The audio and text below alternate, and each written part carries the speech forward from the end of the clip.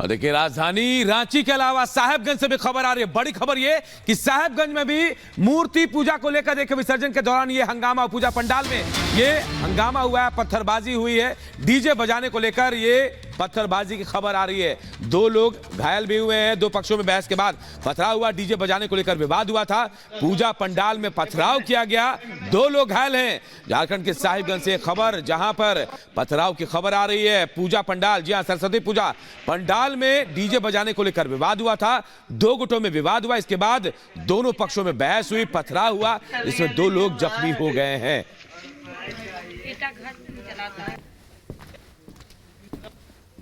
बच्चे वहाँ पर गाना बजा रहे थे, जिसमें कि पंडाल के सामने वाले घर से कुछ व्यक्ति निकल करके उसको रोकने का प्रयास किए। इसमें दोनों के बीच में आपस में कहा-सुनी हुई और मारपीट हुई। एक व्यक्ति चोटिल है, जिन्हें इलाज के लिए सदर अस्पताल भेजा गया है।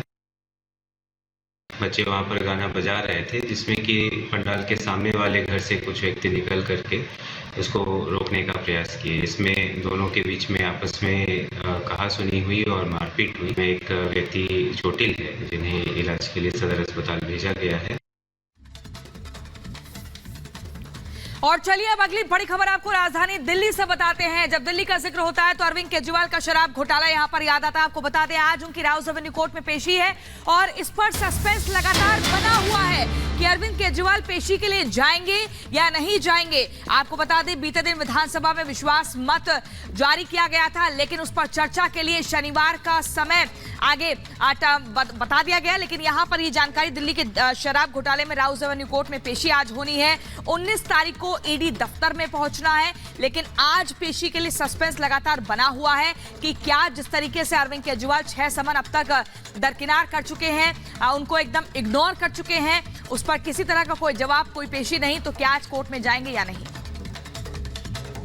और ग्राउंड जीरो पर हमारे सहयोगी हमारे साथ जुड़े हुए अखिलेश राउज एवेन्यू कोर्ट से, जबकि दीपेश अरविंद केजरीवाल के घर के पास मौजूद है। सबसे पहले अखिलेश आपके पास है। अखिलेश, अभी संशय है, सस्पेंस है कि केजरीवाल आएंगे या फिर नहीं, क्या जानकारी मिल पाई है?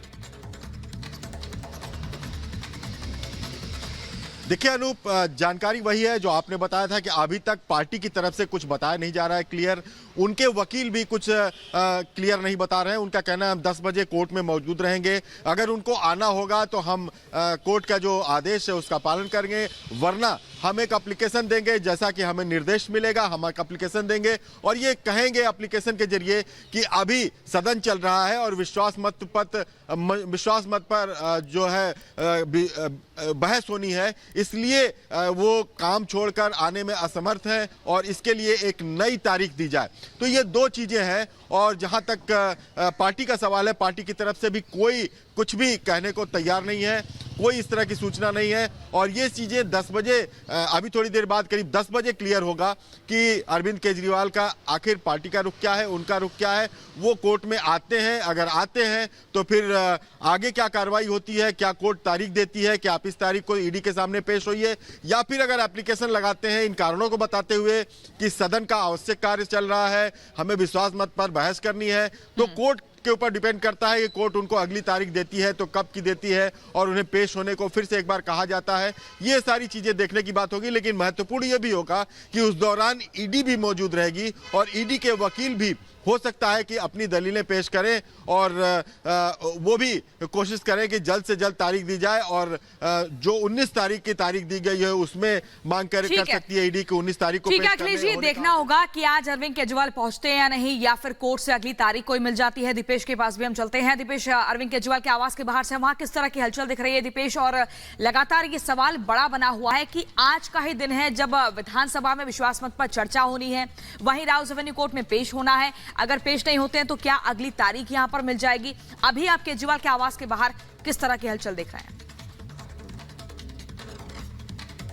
देखिए निगाहें जो है वो पूरे देश के आज इसी अब जगह पर टिकी हुई है, सिविल लाइन में, जहां पर मैं मुख्यमंत्री अरविंद केजरीवाल के आवास के बाहर मौजूद हूं। दरअसल सबसे बड़ा कारण यह है कि अब ये देखने वाली बात होगी कि इस दरवाजे से जब गाड़ियां निकलेंगी तो वो किस तरफ रुख करती हैं, क्या वो विधानसभा की तरफ जाने वाली हैं या फिर राउज एवेन्यू कोर्ट की तरफ जाने वाली है। क्यों? क्योंकि सबसे बड़ा कारण यह है कि दोनों ही संवैधानिक तौर पर महत्वपूर्ण काम हैं और अब ये देखने वाली बात होगी कि किसको प्रायोरिटी दी जाती है या फिर दोनों को साधा जाता है। ये आने वाला वक्त बताएगा। लेकिन आज सबसे महत्वपूर्ण और दिलचस्प यह रहने वाला है कि अगर राउज एवेन्यू कोर्ट में मुख्यमंत्री अरविंद केजरीवाल पेश होते हैं तो फिर क्या उन्हें कोर्ट के साथ साथ ईडी के सवालों का भी सामना करना पड़ेगा 19 तारीख के लिए। क्यों? क्योंकि अगर वे कोर्ट में पेश होते हैं तो फिर 19 तारीख को उन्हें ईडी के जो सवाल जवाब के उसका सामना करना पड़ेगा। लेकिन अगर वे वहां नहीं जाते हैं तो फिर वे विधानसभा में मौजूद रहेंगे और उनके द्वारा कल लाया गया विश्वास मत प्रस्ताव जो है उस पर चर्चा होगी और फिर वोटिंग होगी। अब सवाल यहां यह खड़ा होता है कि जब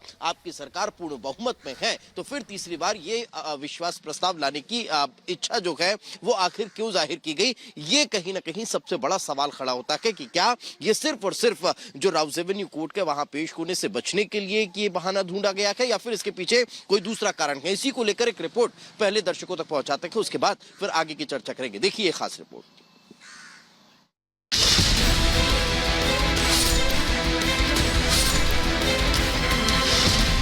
क्या गिरफ्तारी होगी जल्द, इसलिए आया विश्वास मत?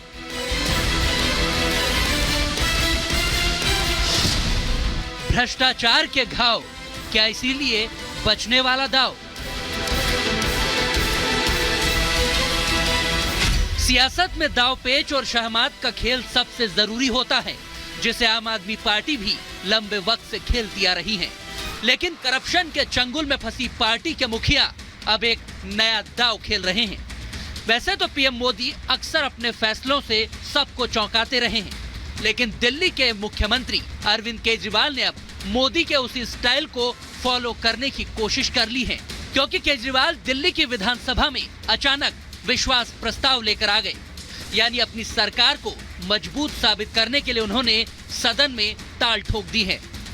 7 एमएलएज को इन्होंने संपर्क किया था बीजेपी वालों ने, तो पिछले इतने सालों में एक और ऑपरेशन लोटस, कई ऑपरेशन लोटस कर चुके हैं, एक और ऑपरेशन लोटस इन्होंने कोशिश की, लेकिन सभी 21 एमएलएज ने मना कर दिया हमारी जानकारी के हिसाब से।